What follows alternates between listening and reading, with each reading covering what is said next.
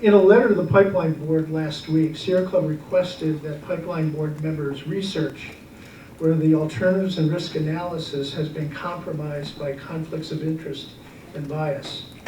Sierra Club identified 5 issues that raise concerns that Enbridge's interests are being given priority over protecting the Great Lakes from a catastrophic spill. You can get documentation for all of this on the state's website.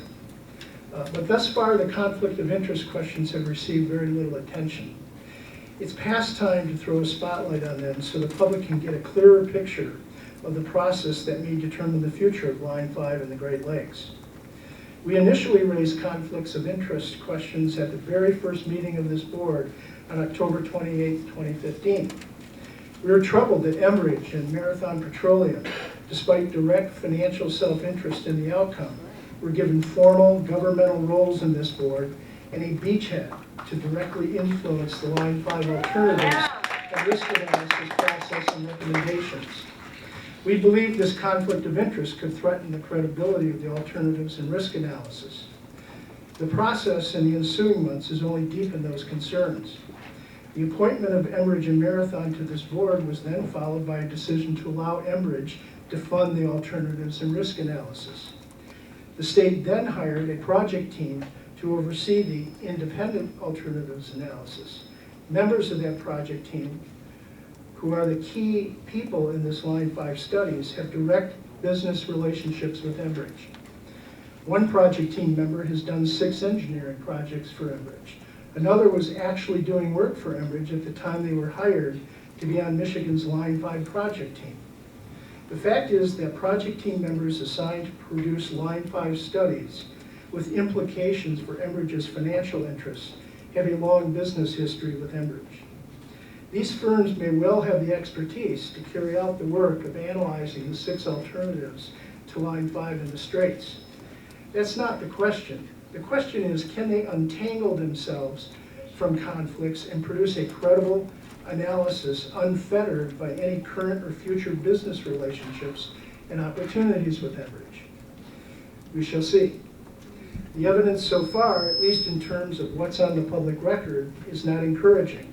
In addition to conflicts of interest, the scope of work developed by the state appears skewed toward Enbridge's interests by expanding the alternatives analysis to include the 8 state and Canadian regional economy rather than focusing on Michigan. The state of Michigan has a responsibility to the health of Michigan's economy and a legal obligation to protect the Great Lakes from an oil spill. Michigan's decision to expand the study to include the regional oil economy is puzzling and seems designed to weight the analysis toward preserving Line 5 in the Straits as part of Enbridge's vast regional pipeline system.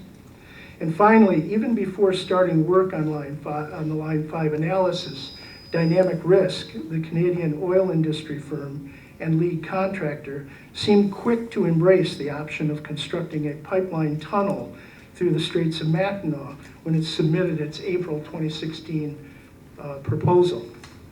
While describing the alternative of decommissioning Line 5 in appropriately neutral terms, Dynamic went on at some length about the benefits of tunneling through the Straits of Mackinac. Perhaps members of Dynamic Risk's Line 5 project team, who have engineered tunnels in the past, hope to do so again in the Straits of Mackinac. We don't know. But conflicts within the project team at Enbridge, Enbridge's financial ties to the alternative and risk analysis, the state's flawed scope of work, are troubling. The advisory board and the public need to understand as fully as possible how Enbridge's and the oil industry's business interests and influence have played out in the process of developing an independent Line 5 alternative and risk analysis. To do that, the state should disclose all of its communications with Enbridge, Marathon, and project team members. Therefore, we are requesting that this advisory board make that happen before the alternatives analysis is made public. Thank you.